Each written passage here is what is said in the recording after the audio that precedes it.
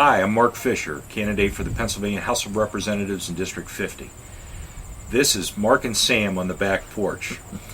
And if you have any thoughts, comments, questions, please go to my website, www.markwfischer.com.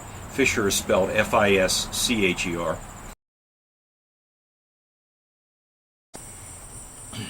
Welcome back to Mark and Sam on the back porch. We've got some more information for you on the different topics we're talking about.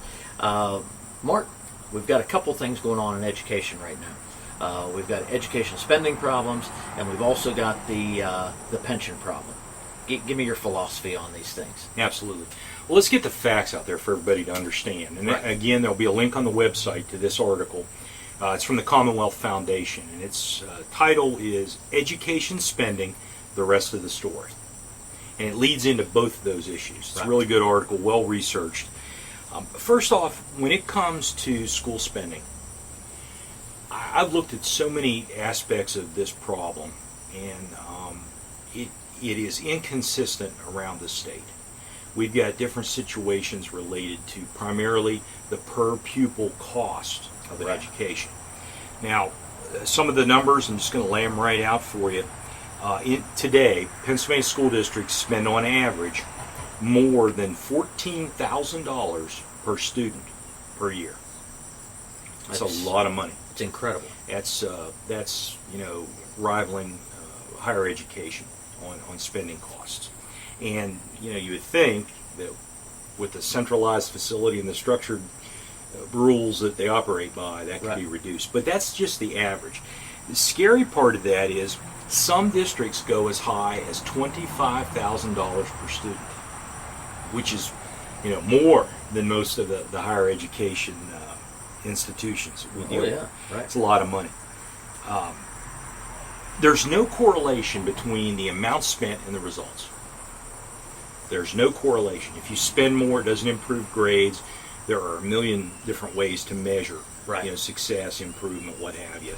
We've got the federal mandates for measurement sure. of programs, but none of it really translates to a number that people paying the bill right. can understand or absorb. Now, right. how does a school district get its money? It gets it through property taxes. Right. And we have people, I've said this before, that really don't own their homes anymore. They may own their home on a piece of paper, well, yeah. but that tax bill comes in and they have to rent it back from the government every year. This right. is unsustainable. We can't keep going this way. Right. And I refuse to accept the argument that it's all the teachers, that it's all the union's fault. I disagree with that. Right. Look, these are problems of government administration. Okay, you things are, part of this is a product of the prevailing wage rules for infrastructure improvements that force districts to pay a higher amount to build a building. Right. Have you. Part of this is a lack of restraint on school districts. Sure. How long do you make a building usable? Look, I can go to any building and get some engineer to say this building needs to be torn down and replaced. I can sure. get some other engineer to say we can renovate it and save you money. Absolutely. It's what you want to achieve out of this. Right. And that's really part of the problem is restraint. And I think the only way we're ever going to constrain the school districts back into the box of affordability is for Pennsylvania to impose limits and caps on the per student spending. We also have to attack the property tax issue. Now there was an initiative out this year to try to shift that burden over to sales tax. Okay. One of the legislators had a plan, and it was interesting. I got to say, it was an interesting plan, but the pessimist in me wouldn't let me support that, because once you do that, what happens? Then we run out of money. We just have to have more money. We either raise the sales tax so everybody drives to another state to purchase, right, or we come back with some other property tax scheme that just on top of the raised sales tax fills the coffers even more. Right. Again, as I have said, the adults have to take control of this problem and solve it. We have to take politics out of this. We have to get down to the realities of what we can afford. Now, in education, I've said many times as well, there are options now to make this more affordable. That is where I think the unions probably are not working on the problem the way it should be. They're wanting to preserve employees right.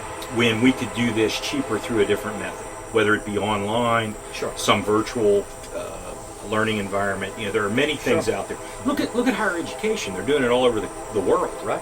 With remote learning, and I understand that when we're talking about public school age students, there are some limits with what you can do. You have to have some structure Yeah. to the program. But in any case, my approach is we have to limit this spending. We have to change up the method that the money is generated from and get it down to a realistic number. Right. Bottom line. And again, that's going to take tough decisions. You'll note that I have not accepted any money from public sector unions. Right. I'm not going to. I don't want it. I could use it, sure. That would be helpful. Sure. I don't want it. I don't want to feel constrained when it comes time to make the hard decisions and have somebody calling me up saying, hey, next time you're not going to get the check. You know what? I'll just skip the check to begin with and we don't have to have that discussion.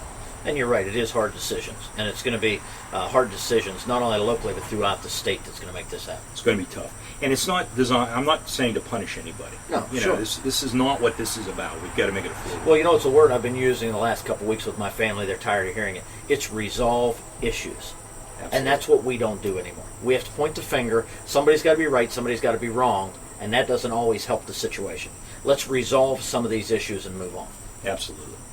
Now, let's talk a little bit about the deficit in the pensions. Absolutely. I mean, we're staying with education, and that's a huge problem. It's contained in the same article. There are some other articles I'm going to post with this about the looming cliff that we're going to fall off of.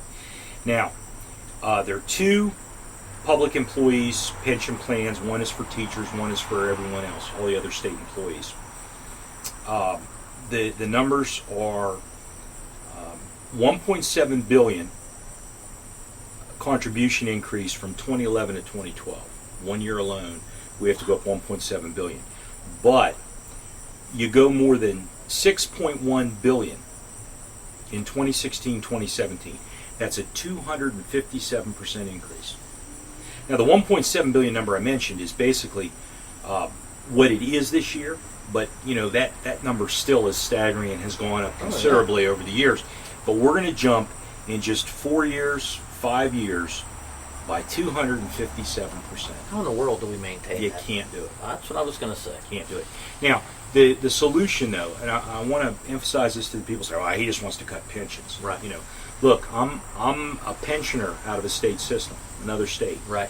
But I understand the issues very well from the inside. What this is a product of is unrealistic expectations.